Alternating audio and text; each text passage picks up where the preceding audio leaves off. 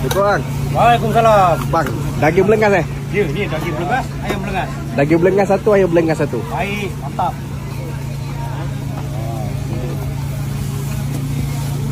Inilah portion kita. Mentah ni. Begitu je? Yes, Ni RM5 bang. Macam ni, kalau daging belengas kita jual RM12 je. RM12. Ayam belengas kita jual RM10. Okey. Ada belacan bang? Ada. Belacan satu Bicap bang. dengan sambal belacan. Okey boleh. Bicap bang Bicap je. Kalau nak minta lebih, minta aje. Okey bang, segitu cukup bang. Sambal. Oh. Okey.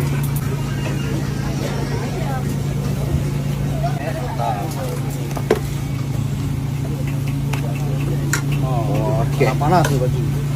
Nak kicap sambal belacan? Bicap sama belacan bang.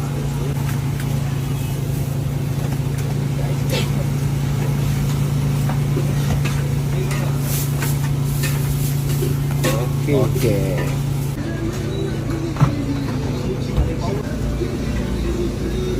Dia buat masak daging belengas bang. Daging belengas. Dia apa beza dengan ayam kunyit biasa bang? Okey, beza dia ayam kunyit ni kita biasa kering lah. Maksudnya dia tak ada sos apa-apa. Tapi kalau ayam daging belengas, ayam belengas ni dia kita masak dengan sos, dia ada pedas sikit. Oh, dah ada kick lebih sikit lah. Yes. Dia punya sos kita buat sos special. Sos dia tu orang kata jahat.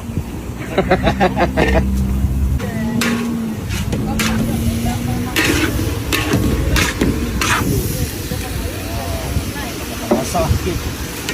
Macam ayam kunyit macam kering sikit kan? Ya, betul.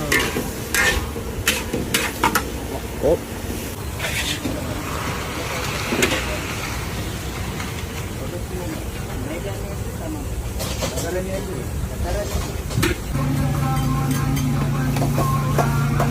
Kalau ni daging kunyit, ayam kunyit. Ini daging kunyit, ayam kunyit. Okey boleh bang, satu-satu je bang. Satu-satu bang okey. Nak kicap sama belacan? Ini tak payah. Ini tak payah okey. Kalau daging kunyit berapa bang? Okey, kalau daging kunyit kita jual RM10 saja. Selambak kita RM10. RM10. Ini orang kata berniaga sambil bersedekah. Alhamdulillah. Sini lah. RM10 dulu. Okey, ayam kunyit. Ayam kunyit. Ayam kunyit kita jual RM8 saja. RM8 okey boleh. Paling murah lah.